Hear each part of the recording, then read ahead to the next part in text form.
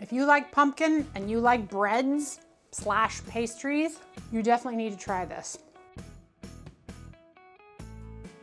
Hey everyone, welcome to Adventures in Everyday Cooking, where every day can be an adventure in your kitchen. My name is Heather, and today we're doing another pumpkin recipe by request from you. You want to see pumpkin everything. So I pulled out all the stops and I'm giving you another pumpkin recipe. This is pumpkin scones. And oh my goodness, if you like Starbucks pumpkin scones, you are going to love this recipe. There are two different options for the glaze. You can either do an icing, which has the pumpkin spice kind of flavor inside of it and some pumpkin, or you can just do a glaze. We're just doing the glaze today, but in the info box, you will find the link to this recipe for the glaze and the frosting and of course the scones. So are you ready for this adventure? Let's go. Now for this recipe, we are gonna use a food processor. However, you do not have to use a food processor. You just have to be able to cut your butter into your dry ingredients well. But I'm gonna use my food processor because I love this thing. I have had this thing for several years now and it is a workhorse. I absolutely love it. So first thing we're gonna need is some flour. All the measurements will be in the info of this video, or you can find them on my website at www.adventuresineverydaycooking.com. So we're gonna get our flour into our bowl, and with it, we are gonna put baking soda, baking powder, and salt. We're also going to put some regular granulated sugar, some brown sugar, and then we have cinnamon, cloves, nutmeg, and ginger. We are just going to pulse that a few times until everything is well combined, and then we are gonna add super cold butter.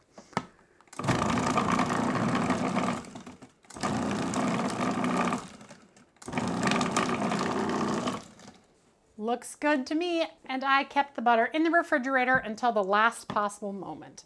So we're only gonna process this until kind of like a fine crumble starts to come together. Anymore, you don't want it to kind of glop together quite yet.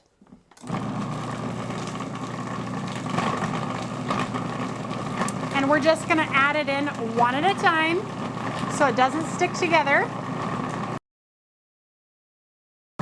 And now let's check it. Looking good.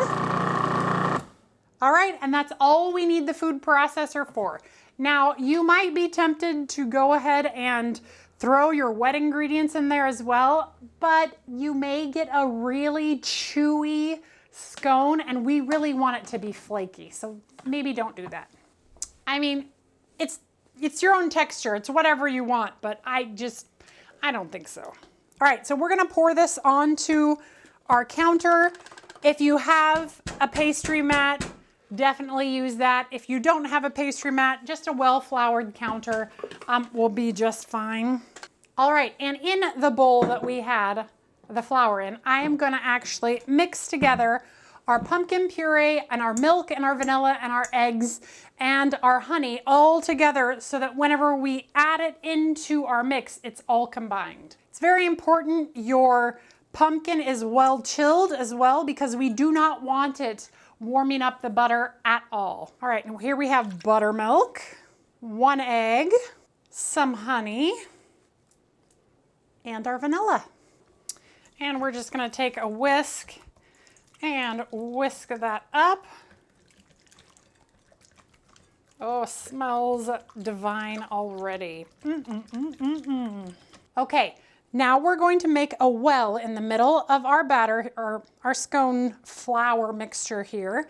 And we're gonna put this into the middle of this. And we're gonna kind of incorporate it like you would if you were making pasta from hand. By hand. From hand? I don't know.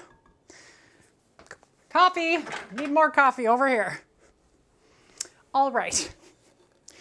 We're gonna put our pumpkin mixture right in the middle. And now we get to play with our food. So now we're just going to scoop all of this kind of into the center like this.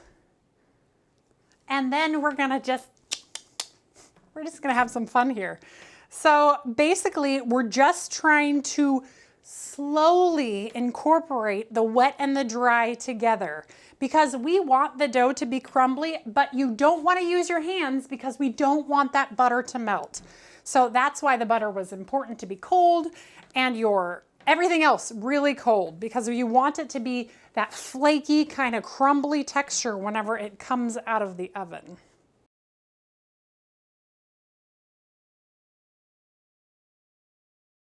Okay, once you see most all of that dry kind of incorporated, now we're going to use our hands. But the key here is to go quickly.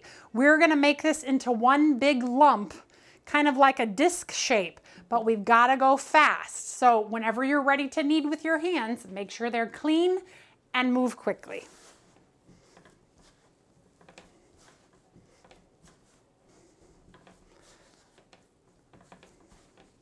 You see how fast it comes together? That is perfect. All right, looks good. I feel like it could use a tiny bit more of flour because it is a little bit sticky. And since I'm using a baking mat, I did not have to use much flour on there. So what I'll do is I'll just add a little flour and incorporate it in. And your scones should be a little sticky, but they shouldn't stick to your fingers, if that makes sense. Like, you can feel the difference in the dough just by adding that half a teaspoon of flour. Okay, now it's time for us to shape our scones. So make yourself a roundish disc, and we are just gonna cut this into 8 pieces.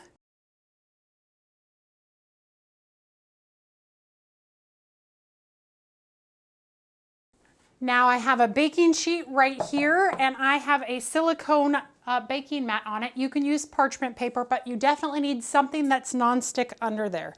I'm gonna put my knife under each of the scones, and I'm gonna put them right on my baking sheet, and I'm gonna pat them down just a teeny tiny bit.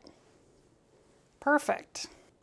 Oh, they look gorgeous. I cannot wait to eat these. Scones are one of my favorite Thanksgiving/holiday treats. I don't know why, because, you know, they're not typically super sweet, but they taste great with coffee and tea, and these are just delightful. If you, like I said, if you like the Starbucks kind, this one, it will knock your socks off and be way cheaper. The cost of these compared to Starbucks is not even comparable. These ones probably cost $3 to make, $3, $4, like for the whole pan. And you pay $3, $4 at Starbucks. No thanks. I mean, don't get me wrong. I still buy them at Starbucks when I'm there. But if you have the time, and it didn't take very long for me to make these, you saw everything. It doesn't take very long at all to make these. Okay, now stop touching them. And now we are gonna brush them with a little half and half. So here I have some half and half, and we are just gonna brush the tops of these scones with half and half and get them right into a preheated oven for 13 to 15 minutes, or until they look a little golden brown. Okay, into the oven they're gonna go, 13 to 15 minutes. All right, now we're gonna make the glaze. Here I have about a cup of powdered sugar and a couple tablespoons of half and half. What I'm going to do is I'm just gonna incorporate the half and half slowly until I feel like that glaze is the right consistency. Now, that is totally up to you. Some people like it a little thinner, some like it a little thicker. The other thing you can do is you can add in some cinnamon or allspice or some other flavoring like vanilla. We're just gonna keep it all natural because those scones have phenomenal flavor. And I'll add like a tablespoon at a time, just so that I can see it come together. Oh yeah, that looks beautiful. Do you see how that is drippy and yummy? Okay, that's it. We're ready to go. So now we just need to wait for those to get out of the oven, and then we're gonna glaze and try these out. I can't wait. Okay, I'll see you back here in just a couple minutes. They are out and look at how beautiful they look. Let's get a close-up. Beautiful little scone. These are amazing. You are going to love them. Okay, now time to glaze. Now you can do several things when you glaze, depending on how much glaze or how you want it to look. Usually they go too fast in my house to worry about the looks of them, but I just usually drizzle. So I'm going to take my glaze that has been sitting here for the last 10 minutes, and I am just going to drizzle over the top like so. And I want to get plenty of drizzle on there. I don't want to be stingy with the glaze, but I don't want the whole thing to be glazed. And I'll go over them one more time after I'm done doing this.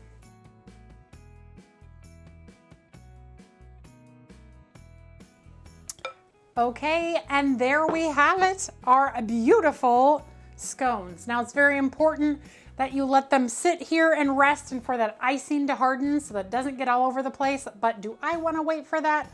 I don't think so. I want to try it now and show you how delicious they are. So I am just gonna take the biggest one and we are going to taste it. Oh, that is so good. Crispy on the outside, light and fluffy on the inside. See that? They are so good. But I'm gonna stop myself so that I can bid you farewell.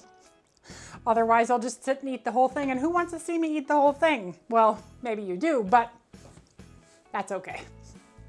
All right, you guys. Well, if you enjoyed that pumpkin video, give it a like, share it with your friends, and subscribe to my channel. If you have a pumpkin recipe that I have not done and you want to see me do because it's your favorite, or maybe you've never seen it before, leave me a comment because I like all things pumpkin. And I don't mind. We got another good month of recipes coming up. So if you got one for me, leave it and I'll see what I can do. All right, you guys, we will see you on the next adventure.